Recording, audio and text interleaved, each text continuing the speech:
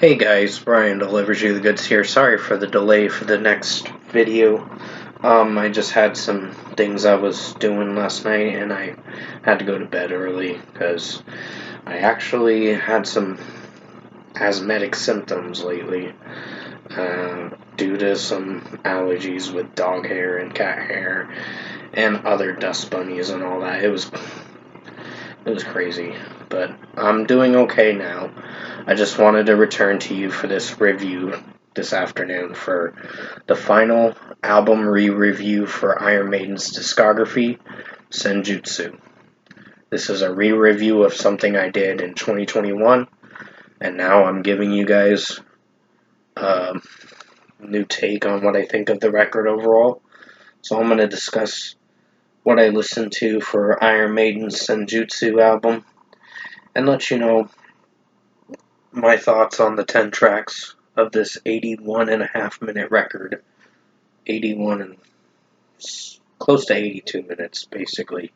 So let's dive into this album review, this album re-review, basically. Now it starts with the title track, Senjutsu. Good song for how it sounds. I mean, Bruce Dickinson's vocals were a lot better with the production in this one. Not terrible, but not great, but still a lot better for how it sounds overall. So, basically, I'd give this song a 4.5 out of 5. It's a good song. I mean, granted, sorry, I'm petting my dog right now. Millie, that's her name. But other than that, from what I listened to, Senjutsu, the title track, is pretty good. So, yeah, sorry about the shaking. It's my dog itching. But overall, yeah, 4.5 out of 5. Stratego is a good song for how it sounds.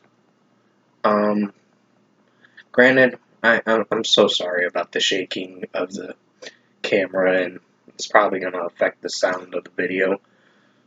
And she's just scratching everywhere, basically. So, yeah, sorry about that. Stratego, getting back on track, is a good song too. It was a single for the record, and overall, I think for the production and execution of the track, did fairly well for the most part. So I'd give this a 4.5 out of 5. Bruce Dickinson's vocals do work from time to time, but with the execution and how it sounds, there are some hits and misses with this execution of the track. So, yeah, it's a good song. The Writing on the Wall was probably my favorite track on the record. Not as great as I thought it was going to be when I listened to it back in 2021, but it's a pretty good song. It's on the safe side, so I'd give it a 4.75 out of 5. Bruce Dickinson's vocals did work with the production of this track, and overall execution-wise, I think it did fairly well for this track. So yeah, 4.75 out of 5. For the 6 minutes and 14 seconds, you're in for quite an interesting track and a banger from time to time. Jeez, I don't know what that was about, but okay. Yeah, I guess you heard that, some sirens or whatever. But Lost in a Lost World is a good track. Not one of my personal favorites, but I think Bruce Dickinson's vocals do have its underwhelming moments from time to time. But overall, I think the track itself did alright for how it sounded. I think with the execution of the melody and how Bruce Dickinson's singing it, there are times where it works and times where it doesn't. So 4.5 out of 5. Days of Future Past. This one was kind of an underwhelming track, my least favorite on the record. Not terrible, not great, but above decent.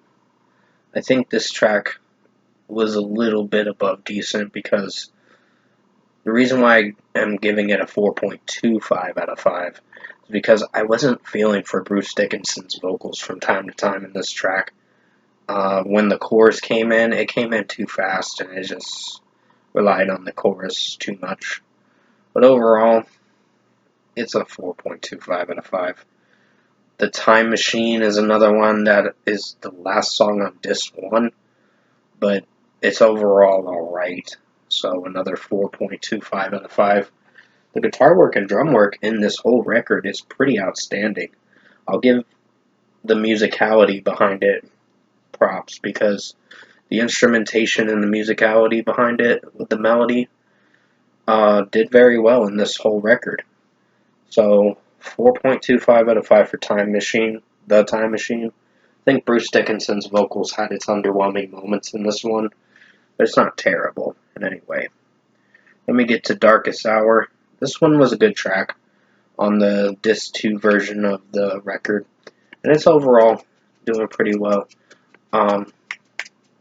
So yeah, sorry, she's scratching again.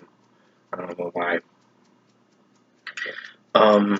But yeah, Darkest Hour is a 4.5 out of 5. I think it's a good track for how it sounds, and Bruce Dickinson's vocals do work from time to time with this track overall.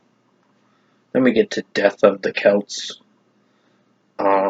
This one was a 10-minute and 21-second track overall.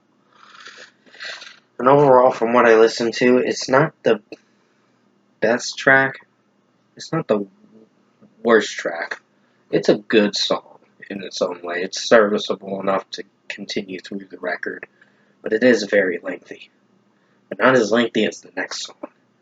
But overall, 4.5 out of 5. I think the last 3 songs are the lengthiest to end the record, but they overall do alright. Then we get to The Parchment. This was a 12-minute and 40 seconds track, or somewhere around there. 12 minutes and 40 seconds. But it overall did pretty well in its own way. It's a good track for how it is. I think Bruce Dickinson's vocals work from time to time, and just the guitar work and drum work is excellent in this track. It's just the way Bruce Dickinson sings it from time to time, and I'm not sure if I'm on board with it too much. But it's alright for how it sounds. 4.5 out of 5. Then we get to the closing track, Hell on Earth. Good closing track to end the record, for sure. I think Bruce Dickinson's vocals work from time to time, and with how the execution of the track did, with the guitar work and drum work, it did pretty well. And the melodies and musicality and instrumentation behind it did very well for how it sounded. So, yeah, 4.5 out of 5. I like the outro to the song, where it has that good fade out, that good fade to end the record. So, did pretty well. Interesting record.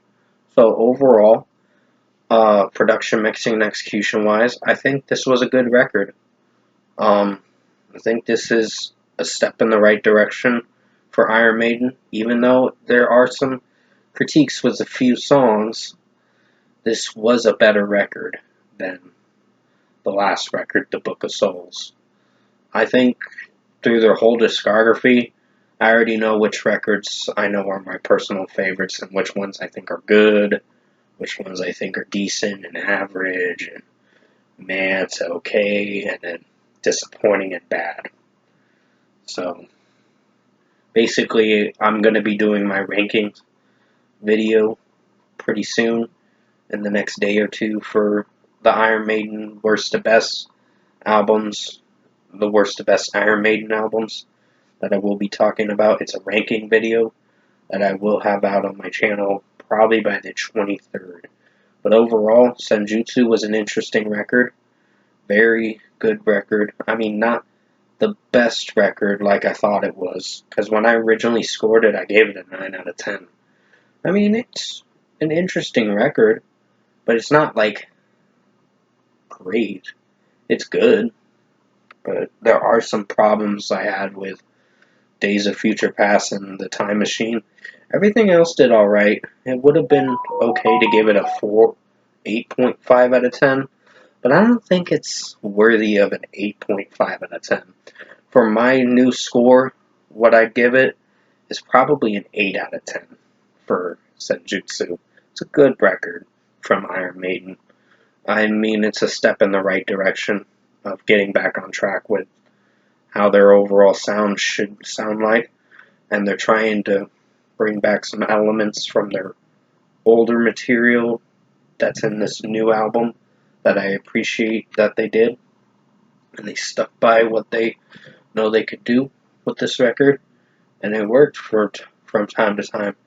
I mean, with Bruce Dickinson's vocals, it's not going to be like the best of the best like it used to be, but at least it was well produced with his vocals in this whole album. So yeah, 8 out of 10 for Iron Maiden Senjutsu. I hope you enjoyed this Senjutsu album re-review for Iron Maiden. This is the last one I'm doing for Iron Maiden's discography. Then the ranking video will be out probably by Wednesday, the 23rd. And then I'll be starting Van Halen. So Van Halen's next for the next discography album reviews.